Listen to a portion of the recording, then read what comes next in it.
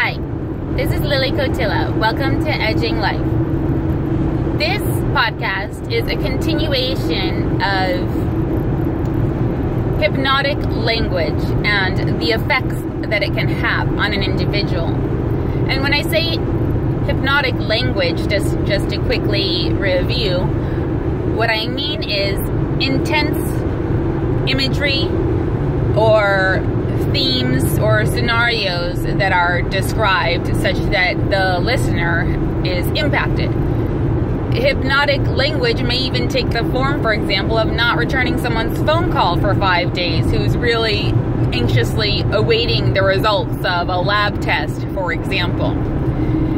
While the person from the medical office whose job it is to call those results isn't thinking about the fact that this individual is waiting for these results and is working herself into a neurotic wreck because that office manager is doing X, Y, Z, A, B, C, D, E, F, and it's not her life that she's waiting for the results on, so it's not, she may or may not be doing something like that intentionally, but that could be classified as hypnotic language in the sense that she's holding the power, and her choice in behavior to not call the results in and make the individual wait 3, 4, 5 days is affecting that person's psyche and internal milieu.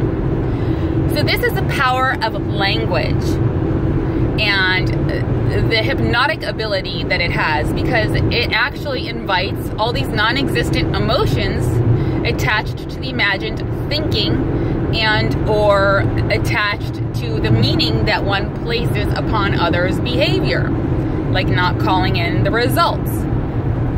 The receiver of those might attach the meaning, oh my God, I have cancer, they haven't called me back, it's because they're really looking over things to make sure. Oh my God, I have this disorder, that disorder, they're not letting me know, and then it just builds and builds. Another example of hypnotic language might be someone at a school, a mother, is relaying a message to a mother about her son. Yeah, your son, he was in the playground and he fell off the slide and his leg got like all jumbled and caught in like this wooden piece that was protruding, and it just got stuck in his leg and he severed half of his leg from going down the slide. The ambulances got there, don't worry, they took him to the hospital. So that's all I've heard, that's all I know. Meanwhile, the mother is just freaking out, right? Nothing is or isn't a reality as of yet. She's just trusting this person's words. And next thing you know, she makes it to the principal's office and she's told, oh, that wasn't your son, that was John. I don't know, sorry for that misunderstanding, but it doesn't matter that it's John at this point, okay? The woman went through the visceral and emotional imagined response to the talker's words that it was in fact her son who got his leg ripped off by the slide at the park and is now at the ER having it sewn back together. So this is how ridiculous people can be, is that they are not sensitive and in tune to the fact that their words can actually have power emotionally, neurologically, cortisol-wise. I mean, on so many levels. And this goes for the more intense things in life and the less intense things in life. I mean, you know, someone might piss you off at the gas station by beeping at you when you're about to put your foot on the accelerator.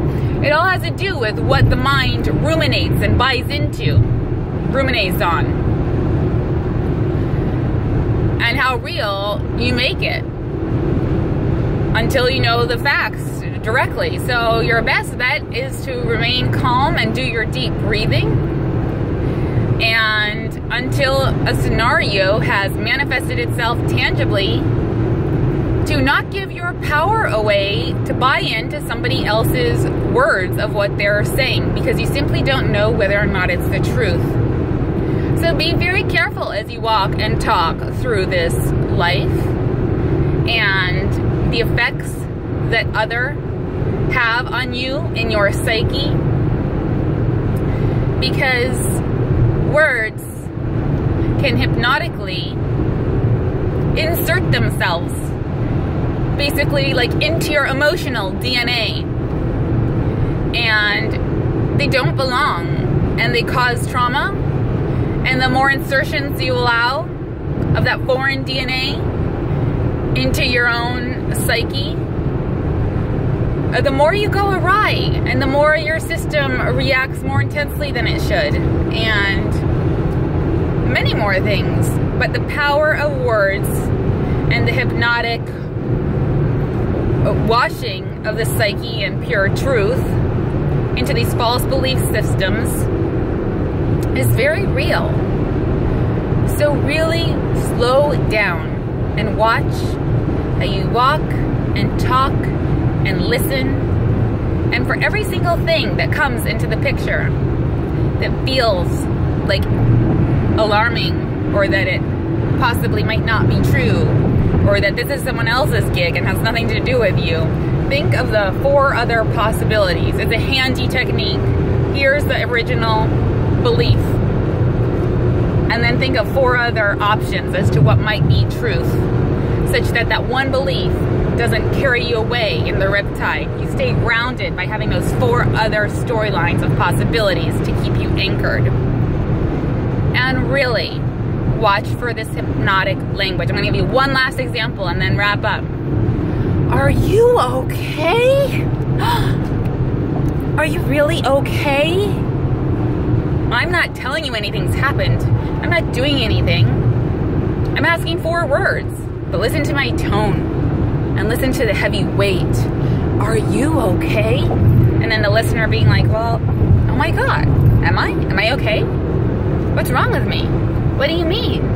Oh, I don't know. I just heard, are you okay? Like, don't buy into the heavy weight of others' emotional reactions. It does not belong to you. So get a sense of who you are and your grounding, and really differentiate yourself from others' emotional responses, and do not give them more power. Go back to the handy 5 and the deep breath work. And yeah, and or on the opposite side, use it to your advantage. I don't know. Or be aware of it. Okay. Woo, that's enough talk for me. Have a great day.